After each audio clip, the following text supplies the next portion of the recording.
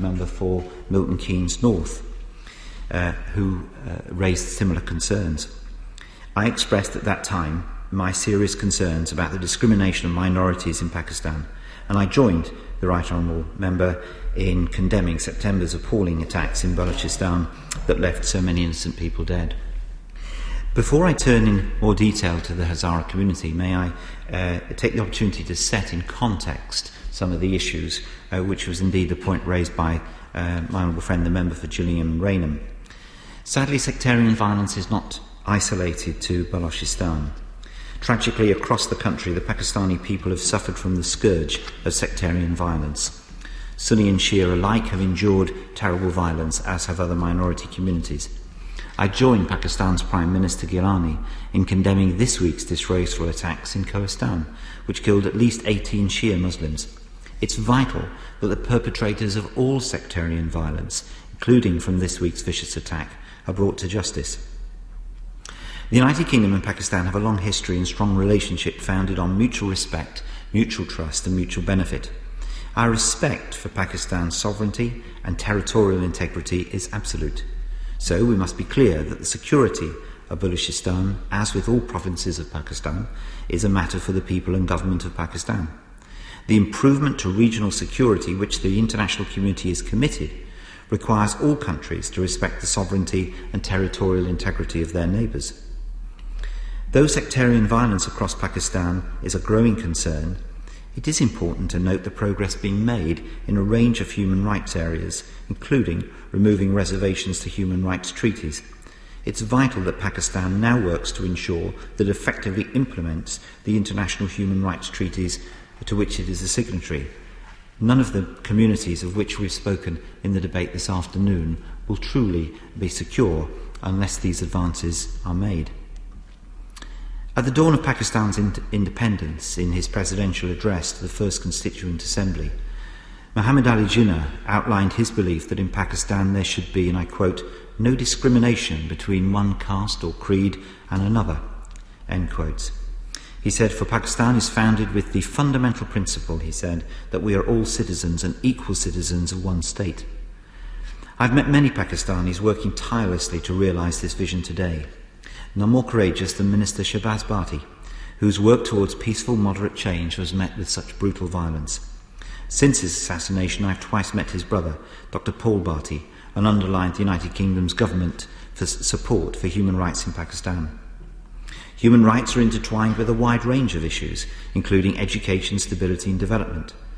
The United Kingdom's engagement with Pakistan is therefore broad and strategic, covering education, economic stability, security and cultural cooperation. Pakistan Foreign Minister Khan had a successful visit to the UK last week, during which I discussed security and economic development with her and raised my concerns over the rights of religious minorities, including the Hazara community. We work with international partners and the Pakistani government to tackle the shared challenge of extremism and to increase Pakistani stability and prosperity. It bears reminding all in the House, Mr. Deputy Speaker, that Pakistan is on the front line of terrorism, making bigger sacrifices in fighting terrorism than any other country. In the 10 years since 9/11, more than 30,000 Pakistanis have been killed. The people of Pakistan will always have our sympathy, our understanding and our robust support in addressing terror. Pakistani Foreign Minister Hina Rabini Khan's visit to the United Kingdom last week reflects the depth of our partnership and friendship. My Right Honourable friend, the Foreign Secretary, held wide-ranging discussions with her within the framework of our enhanced strategic dialogue that strengthens practical cooperation between our two countries. They discussed the progress being made to grow a deeper and broader dialogue between the United Kingdom and Pakistan, including on human rights, which will strengthen our friendship and promote mutual prosperity and security. The many links we have between the United Kingdom and Pakistan means that we can engage honestly and directly with each other on many subjects: counter-terrorism, security policy, immigration, trade, development, education, the rule of law. And a theme that underlines all of this, the focus of our attention this afternoon, is human rights.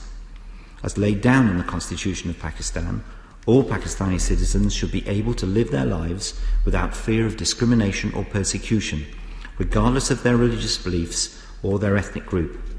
I can assure the Right Honourable Gentleman that we regularly reinforce the importance of upholding these fundamental rights to our colleagues in the Government of Pakistan at all levels, and our strategic dialogue enables ministers such as myself and my Right Honourable friend to be able to do that on behalf of all minority communities in Pakistan.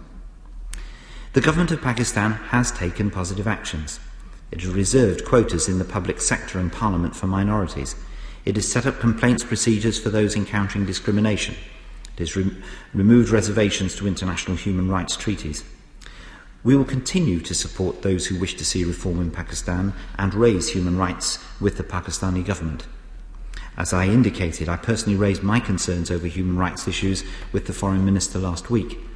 In 2011, I twice held constructive discussions with Pakistani Prime Minister's advisor on interfaith harmony and minority affairs, Dr. Paul Bharti.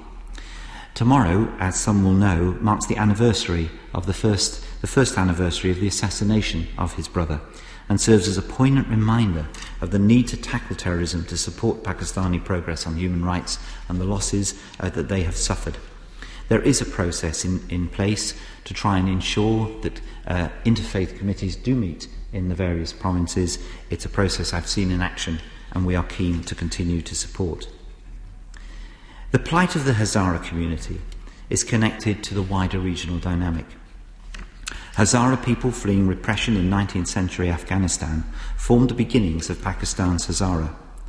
More refugees from Afghanistan followed throughout the 20th century, and Pakistan's Hazara Quetta's population is now estimated to be made up of 1/3 Hazara, and it totals some 600,000.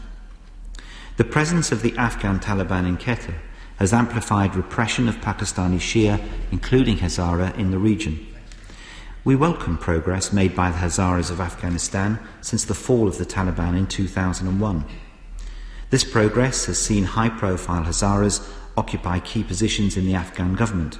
In Kabul, UK officials engage with a range of Hazara interlocutors and continue to promote an inclusive political process. The Hazara community in Iran has also complained of mistreatment. We will continue to appeal to Iran to respect human rights, including through the UN and the EU. This gives us a sense of how the Hazara community is treated throughout the region as a whole.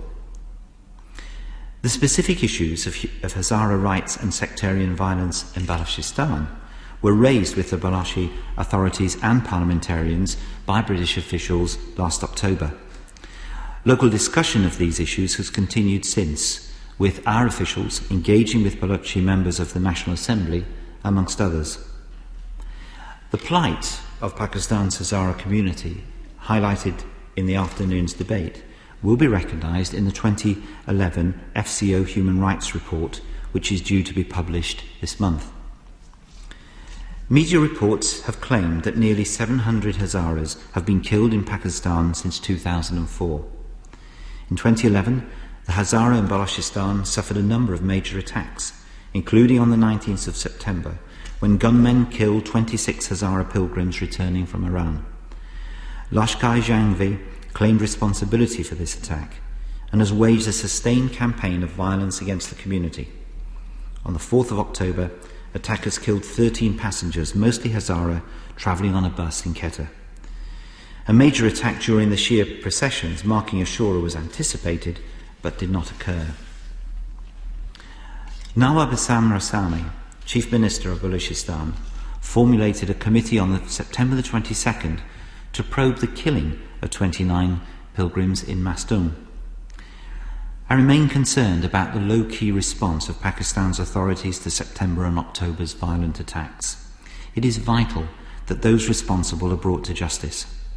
In the long term, we would like to see improvements in Pakistani citizens' access to justice across the whole country. The House may be assured that we will continue to press in these issues, both in relation to that community and to others. Enhancing the rule of law in Pakistan is vital to improving the plight of the Hazara community. There's a range of government work developing that's helping to improve the rule of law in Pakistan. For instance, we're developing a program with Pakistan to enhance its ability to prosecute violent extremists, including working to enhance investigations, prosecutions, detentions and legislation. Our DFID transformational work to address poverty in education will help enhance Pakistan's commitment to rule of law. The United Kingdom is working with our European Union partners and the Government of Pakistan to look at ways of supporting reform and capacity building of Pakistan's rule of law. My honourable friend, the member for Gillingham and Raynham, raised particularly the issue of the Christian community. And I think that does also give me the opportunity to say how we try and deal with human rights more generally across the region. Our experience is that picking out one community rather than another is not always the most helpful way to address the issue. As I explained, because the human rights issue is important right across the board, and many minorities, as colleagues in the House this afternoon have brought up, are subject to these problems, ensuring that the rule of law runs across all communities, ensuring that the government is devoted to improving access to the rule of law and the rights of minorities across the board, ensures that no minority can be picked out against another, and ensures that those who would like to claim that favourable treatment is offered by those outside is not the case. All are made more secure by attention to rule of rights, and all are weakened, including any minority community, by a government's failure to address rule of law and human rights. That is why our policy is so determinedly addressed to the rights of communities right across the board, whether it's those under pressure in Pakistan, whether it's Christian communities across the Middle East, or whether it's the plight of the individual community, such as the Hazaras in Balochistan, as colleagues have raised. Of course. I'm grateful to the Minister for giving way, and I'm pleased to hear that the plight of the Hazaras will be in the FCO Human Rights Watch document, I believe, for the first time. I understand what he is saying about the persecution of other religions, but does he accept that, firstly, if we don't raise specific groups, if no one raises the persecution of a specific group, then we will never discuss any target for the terrorists? Secondly, does he agree that it's very difficult to find another religion, group, ethnic group in Pakistan that has quite the same level of apparent compliance in their murder, with absolutely no one caught, none of the perpetrators actually brought to justice? If there are other groups, and this is not some contest to see who's been treated worse, but if there are other groups, I'll be very surprised. I think there is a specific issue here about the Hazaras that does need to be addressed. I acknowledge the second point the right honourable gentleman raises. I mean, it's a terrifying statistic that he raises about the absence of justice. And as I indicated, we remain very concerned about the response of the Pakistani authorities to those, and we will indeed press in relation to the very statistics that he raises. And in answer to his first point, absolutely.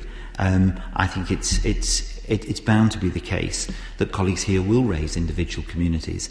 I think the point of our approach is then to set those in context so that we are indeed not pitting one community against another by indicating one community is treated worse than another, by recognising that the absence of rule of law and human rights can affect so many. So I think we are both doing it, I hope, in exactly the right way. The right honourable gentleman and colleagues are absolutely right to raise specific communities and different ones as we have done today. We believe we are right in setting it in the context and demanding justice for all, because unless there is justice for all, justice is denied for those who are outside that embrace. In conclusion, Mr Deputy Speaker, the United Kingdom will continue to work with the leaders of Pakistan and its people who deserve to experience a stable and prosperous future, people who deserve to enjoy vibrant democratic debate without fear of intimidation, people who deserve to live in a country where freedom of religion is not undermined by sectarian violence. We have a distinctive role to play in supporting that sort of Pakistan, and I'm grateful for the work of so many members of the House as we continue to work with Pakistan towards this vision. The question is that this House do now adjourn. As many as are of that opinion say aye. Aye. The contrary, no. I think the ayes have it. The ayes have it. Order, order.